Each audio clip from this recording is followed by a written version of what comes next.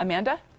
Well, Tucson is known for its sunny skies, but just because it is beautiful every day, that doesn't mean we don't want to take vacations somewhere else. Whether it's going home for the upcoming holidays or taking that trip of a lifetime this summer, many of us will be navigating airports around the country. So, how do you breeze through the terminal and to your gate virtually stress-free?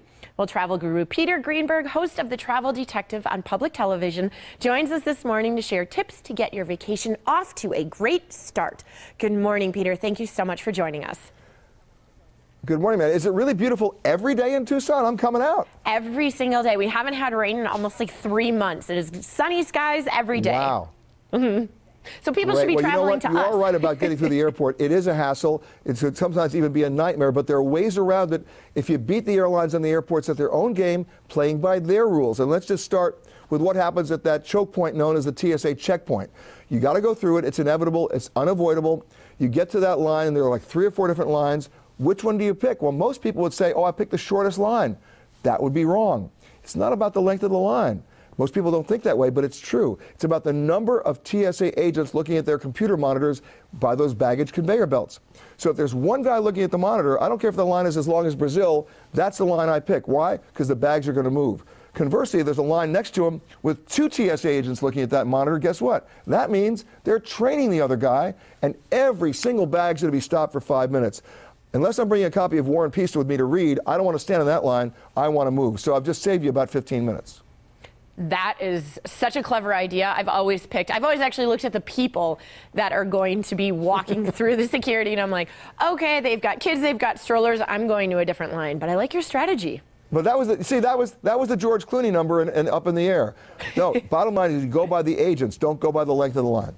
And what do you think about getting, isn't there like a pre-approval service that you can now apply for, Yes, that you can bypass all of security? What are your, I guess, expert opinion on that?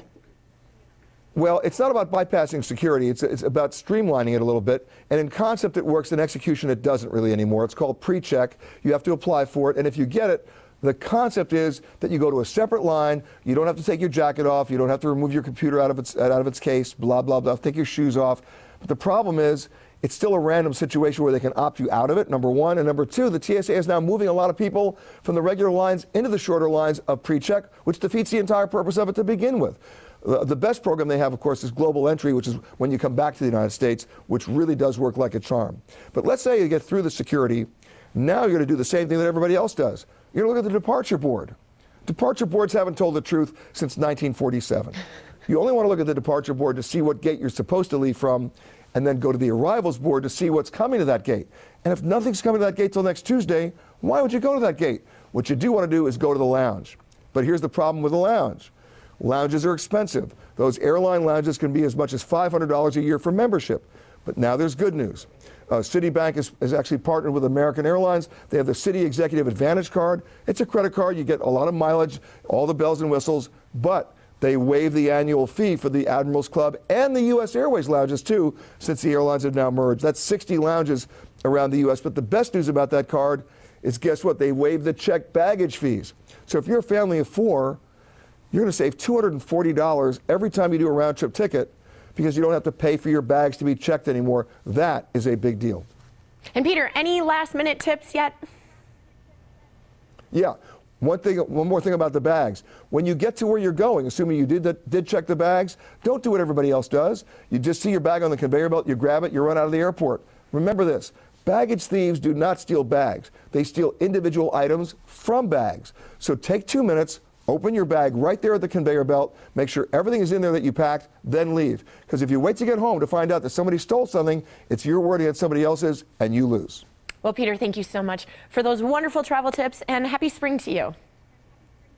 Same to you in that beautiful city of Tucson. There you have it. And don't go anywhere. The Morning Blend will be back before you know it.